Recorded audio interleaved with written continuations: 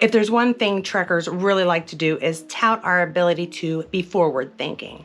From the original series having a woman of color on the bridge, to the next generation having a security officer who's female, to now having a female captain running this show and without anybody in a jumpsuit behind her to keep ratings up.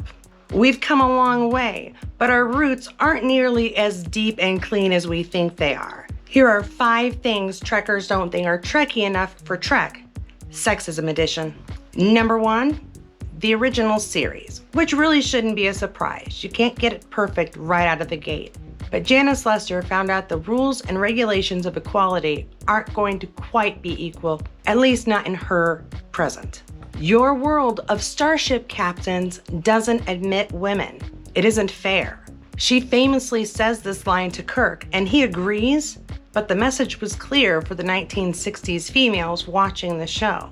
Your power is limited. Number 2, also the original series, and utterly surprising. I know we all think to ourselves, we got a female first officer in Gene's original vision. And the only reason we didn't get that first officer was because of the network's inability to have the imagination to share with their viewers that a female could be of assistance. But that isn't nearly the whole truth. The real reason we didn't get a female first officer isn't because the network couldn't see a female in a position of power. It was because Gene and Majel were already having an affair behind the scenes, and they didn't want to have any backstage drama. Now, as the pilot was finished in January of '65, it would be a whole year and a half before Majel would make her TV debut on Star Trek, September of '66. But the damage had been done, and we lost what could have been a pivotal character to see for the rest of us. I would not have wanted to have lost Uhura. There's absolutely no reason why they couldn't have both been on the bridge, breaking 2 barriers. However, we lost our shot. It's funny that Gene didn't seem to lose his shot at making the show he wanted to make, though.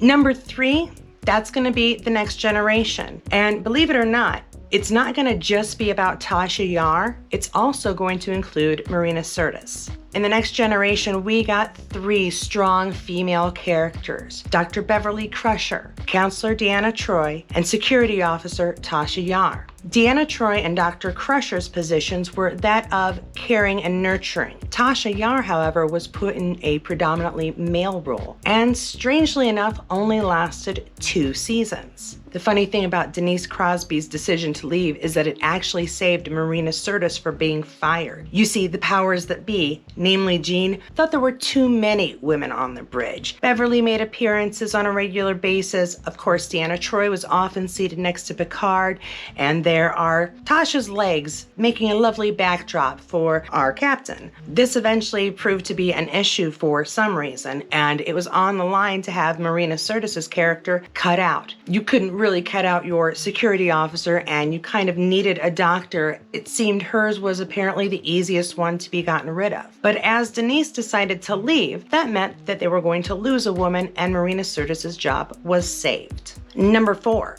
we all remember Yeoman Rand? Janice, as Kirk often called her. She was supposed to be a highly developed character that grew as the seasons progressed. However, Kirk's fascination with the character and the attraction shown between the two were seen as something that could limit Kirk's ability to find romantic partners throughout the series. And so Janice's part was slowly written out and whittled down to nothing until she was all gone. Now, the problem isn't that we just lost Janice. She was a good character, and they could have built her up. It's that they decided that they needed to sacrifice a strong female character who was relatable and was missed after she was gone for the sake of our captain hooking up. I don't know, that feels just lazy to me. There could have been a better way for him to make first contact other than, making first contact. And number 5, I'm pretty sure everyone knows what I'm going to say. It has to do with a particular cat suit.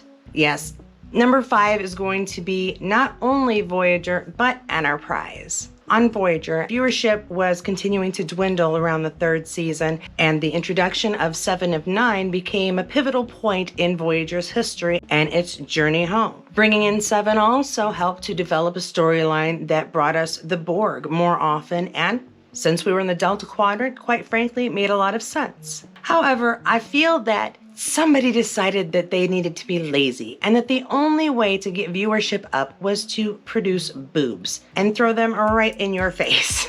Now, I'm not going to get into the history of how Jeri Ryan has said she felt wearing the cat suit. That's all water under the bridge. I will, however, bring up the environment it created between Catherine Mulgrew and Jeri Ryan. Their relationship was strained from the beginning. To pit the lead character against something that is supposed to only draw people purely on sex, it seemed unfair, especially since Catherine Mulgrew is a beautiful woman in her own right. And when it came down to it, after 7 of 9's character was properly developed during the 4th season, she became a brilliantly written character that it was a joy to get to know. The adventures and her contribution she brought to the crew went far beyond her ability to be a size 0. The disappointing thing was that Enterprise decided to go the same route. I loved T'Pol. She was a great character, and as far as a Vulcan goes, seeing her go through the difficulties she did each season made her more interesting than, I would say, several of the other Vulcan characters we've come to know and love. Her dependency on substances, her growth and learning how to be around a different species, it gave us a different insight that we didn't even really get with Spock. Now, in later seasons, they drew away from the completely skin-tight uniform necessary, apparently, for Vulcan females to feel comfortable. Now, speaking as someone who likes to dabble in writing, I would have preferred to see the stories be built from the beginning, rather than trying to use a cheap trick like tight suits and double Ds. Now, are these all the things that Star Trek has done slightly wrong and slightly off as far as sexism goes? Heck no. These are some notable ones, and some I know you've heard of before, and some might be a little bit new. The backstories for a couple to me were surprising, but I think the important thing to note is that now, when we watch Star Trek, we do see strong female characters who are more than their sex, who are more than their cleavage, and who are definitely more than their emotional, hormoned, uncontrollable selves once a month, every 28 days. We can do a heck of a lot more.